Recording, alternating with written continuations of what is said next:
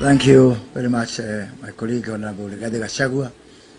Your Excellency, the Deputy President of the Republic of Kenya, fellow party leaders. Siku hizi mimi ni mchache wa maneno, so I'll be very brief. And as you've heard, we have got some very important business in Parliament. I don't want to belabor you with what has been said. I just want to first recognize people whom we have traveled together in this journey. It's not been easy, starting with yourself.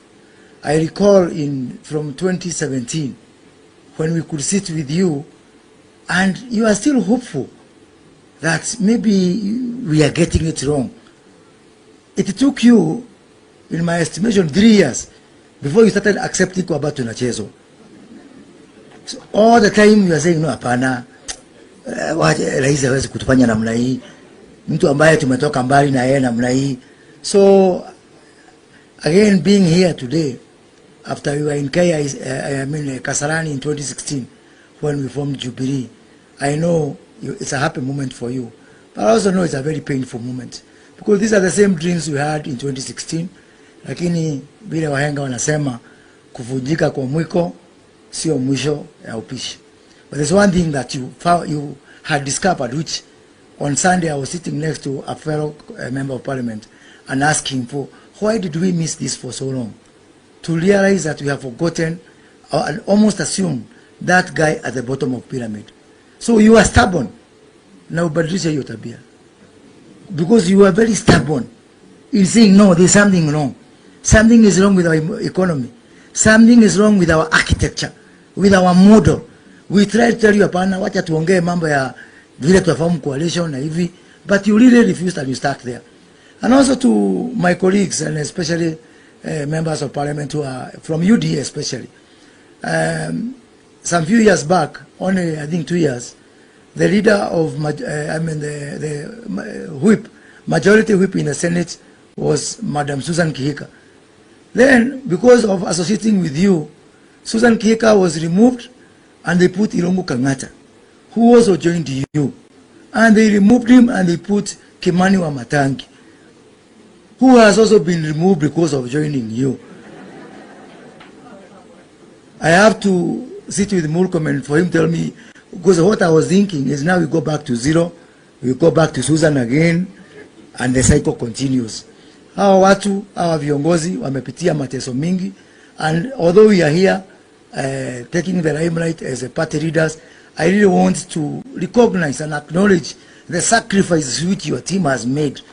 From people like Kimani Ichung'wah, who are the chairman of the budget committee, Alice Wahome, vice chair of transport of the legal committee, myself from transport committee, and many more people whose only crime was to associate not with a criminal but with the deputy president who was elected on the same ticket with the president. The late President Daniel Arap Moi set a very good legacy when in 2002 he conceded defeat and went home, despite assurances, despite Sally Kosgei crying on the runway. Mwai Kibaki followed suit. He went home, and I want to assure you, as a member of Parliament for the President of the Republic of Kenya, he is also going home.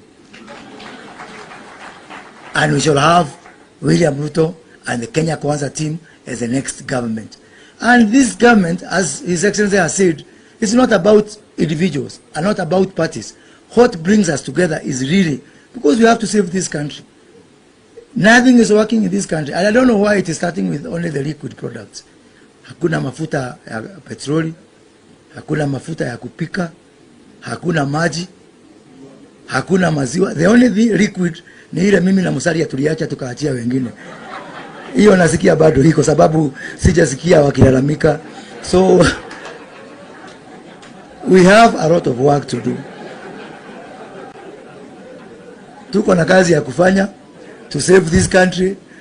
And I want to assure, this is my 7th, I started campaigning for president when I was 21 years old, and I was in a campaign team for Kenneth Matiba.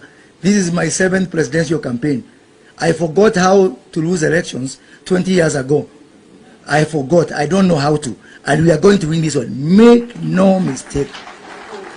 Ile kazi tutafanya na Mwami Musalia na Weta, Aisha Jumwa Nimeona my predecessor, you know, I'm the incoming chair of Council of Governors, and Martin Nyaga Wambora is here.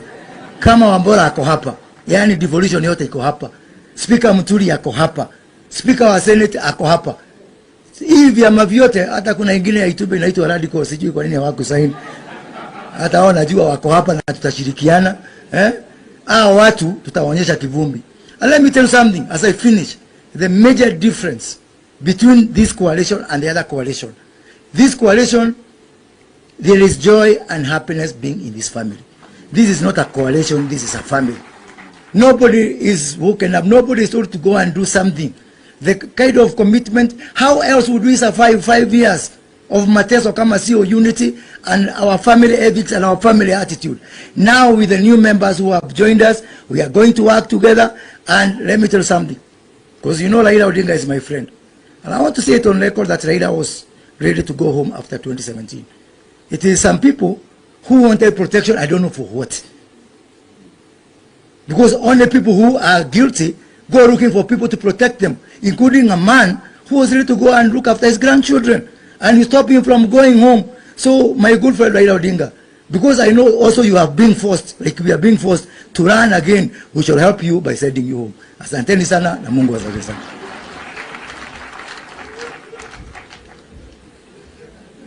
Thank you. Let me call the leader of the Devolution Party, Sofia Kada.